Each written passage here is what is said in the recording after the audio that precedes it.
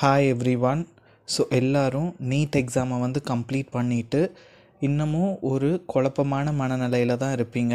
நானும் அப்படி தான் இருக்கேன். நீட் 2024 பரீட்சை நான் எழுதியிருந்தேன்.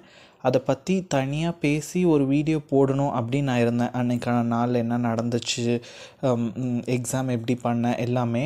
ஆனால் என்னால் வீடியோ போட முடியல. Sorry friends. அது மட்டும் இல்லாமல் இப்போ கொஞ்ச நாளாக நம்மளோட சேனலில் பார்த்திங்கன்னா நான் வீடியோவே அப்லோட் பண்ணல. ஏன்னு பார்த்திங்கன்னா இது ஒரு கன்ஃபியூஸ்டு ஸ்டேட்லேயே போயிட்டு இருந்தது. ரொம்பவே குழப்பமாக இருந்துச்சு. என்ன பண்ண போகிறாங்க என்டிஏ தரப்பில். அது மட்டும் இல்லாமல் நிறைய யூடியூப் சேனல்ஸ், பாலிட்டிக்ஸ் எல்லாம் இதில் நிறைய இன்வால்வ் ஆகிருந்ததுனால என்ன நடக்க போகுது அப்படின்ட்டு நான் வந்து வெயிட் பண்ணிகிட்ருந்தேன்.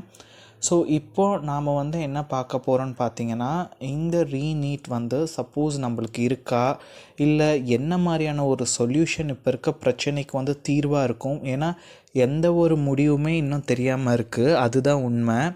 ஸோ இப்போ வந்து என்னோடய தனிப்பட்ட கருத்து மட்டும்தான் நான் வந்து சொல்கிறேன்.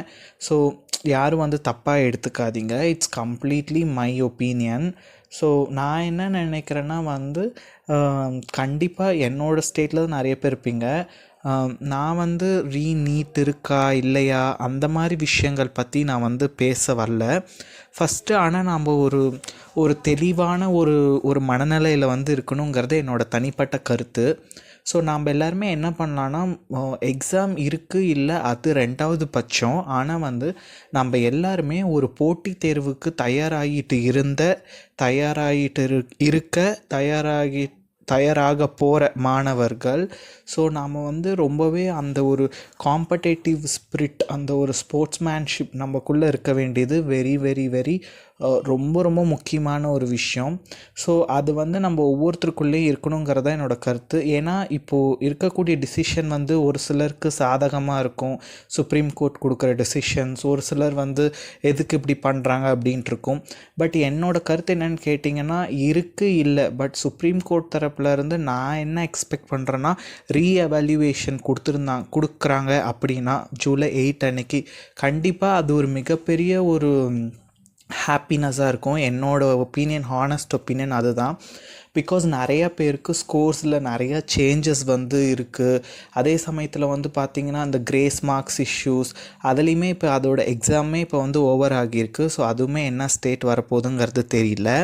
ஸோ நான் என்ன ஃபீல் பண்ணுறேன்னா, ரீஎவாலுவேஷன் இருந்துச்சுன்னா கண்டிப்பாக எல்லாருக்குமே அது ஒரு மிகப்பெரிய ஒரு என்ன சொல்கிறது, ஒரு கிஃப்ட் மாதிரி மாறும் இந்த சமயத்தில். பிகாஸ் நிறையா பேரோட மார்க்ஸ் அங்கேயும் லைக் மேலேயும் கீழேயும் இருக்குது. அதாவது ஒரு சிலருக்கு அதிகமாக போட்டிருக்காங்க, அது ஆனால் வெளியில் சொல்கிறதில்ல. ஒரு சிலருக்கு ரொம்பவே கம்மியாக வந்திருக்கு, அவங்க ஃபீல் பண்ணுறாங்க. அதே சமயத்தில் அவங்க கிரேஸ் மார்க்ஸ் கொடுத்தனால இப்போது ரேங்க் எல்லாமே அதிகமாகிருக்கு, கட் ஆஃப் எல்லாமே அதிகமாகிருக்கு.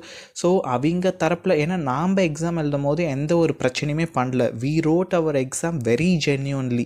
ஸோ அப்படிங்கிற பட்சத்தில் நாம் வந்து இதுக்காக இன்னொரு தடவை ஒரு ஸ்டெப் எடுக்கிறது அப்படிங்கிறது என்னை பொறுத்தளவு அது வந்து ஒரு சரிப்பட்டு வராது. ஆனால் வந்து reevaluation from their side, from government side or NTA side. But இன்னொரு ரெக்வஸ்ட் கூட என்னோடது என்னென்னு பார்த்தீங்கன்னா, அந்த ரீஎவாலுவேஷனுமே NTA should not done any other like இந்த கம்யூனிட்டிஸ் இருக்காங்க, எனி அதர் இப்படி இருப்பாங்கள்ல இந்த என்டிஏ மாதிரி டெஸ்ட் கண்டக்ட் பண்ணக்கூடிய ஏஜென்சிஸ். ஸோ அவங்க வந்து இதை என்ன பண்ணணும்னா, ஒன்ஸ் அகெயின் வந்து அந்த ரீஎவாலுவேஷனுங்கிறது ரொம்ப ஹானஸ்ட்டாக கொடுத்தாங்கன்னா, பிகாஸ் என்டிஏ கிட்ட நாம் வந்து அந்தளவுக்கு ஒரு உண்மைத்தன்மையை, ஒரு டிரான்ஸ்பேரன்சியை நாம் வந்து எதிர்பார்க்க முடியாது. இப்போது நம்மளுக்குன்னு மட்டும் இல்லை, இப்போது இப்போது பக்கமாக நடந்த நிறைய நடக்க இருந்த எக்ஸாம்ஸ் எல்லாமே போஸ்ட்போன் பண்ணி வச்சுட்டாங்க, கேன்சல் பண்ணிட்டாங்க. ஸோ அந்த மாதிரி நிறைய விஷயங்கள் இதில் வந்து நடந்துகிட்ருக்கு. பட் இப்போ என்னோட கருத்து என்னன்னு கேட்டிங்கன்னா, அதை நான் வந்து சொல்லிட்டேன் கம்ப்ளீட்டாக. எனக்கு வந்து இருக்குது இல்லை அப்படிங்கிறத தாண்டி அவங்க தரப்பில் எல்லார் மாணவர்களும் பாதிக்கப்படுற மாதிரி இதில் நாம் எந்த தப்புமே பண்ணல. ஸோ நாம் போய் எதுக்கு மறுபடியும் பரீட்சை எழுதணும், இல்லை எதுக்காக இந்த அதிக அளவான ஒரு ரேங்க் நம்ம வந்து இவ்வளோ மார்க்ஸ் எடுத்துமே நம்ம வந்து காலேஜ் சீட் வாங்காமல் இருக்கணும். பிகாஸ் இதில் நம்ம தப்பு எதுவுமே இல்லை. அதுதான் என்னோடய ஹானஸ்டான ஒப்பீனியன்.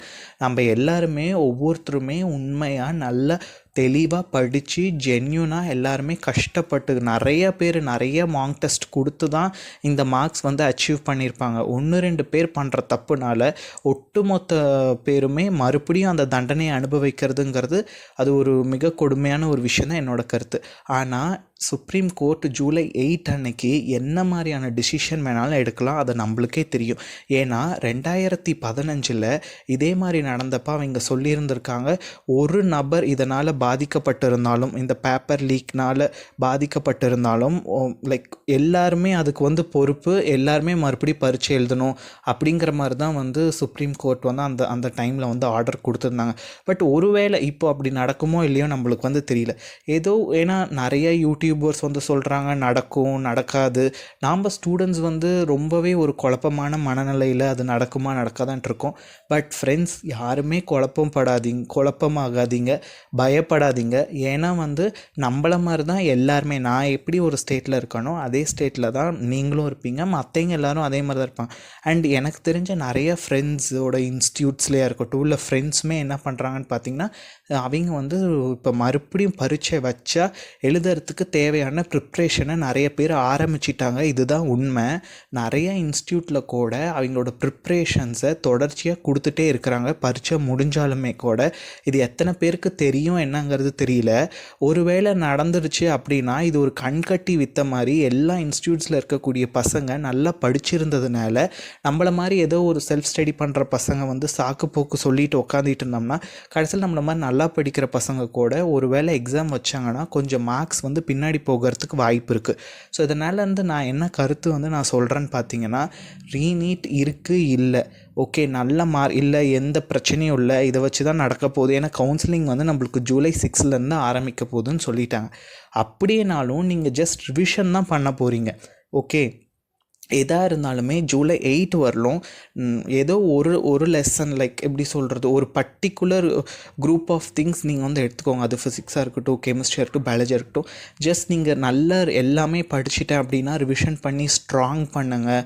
இல்லை படிக்காத டாபிக்ஸ் ஏதாச்சும் இருந்தால் ஜஸ்ட் ரிவைஸ் பண்ணுங்கள். பிகாஸ் எப்படி பார்த்தாலுமே உங்களுக்கு ஃப்யூச்சரில் அது வந்து ரொம்பவே யூஸ்ஃபுல்லாக இருக்கும் அப்படிங்கிறது தான் என்னோடய கருத்து.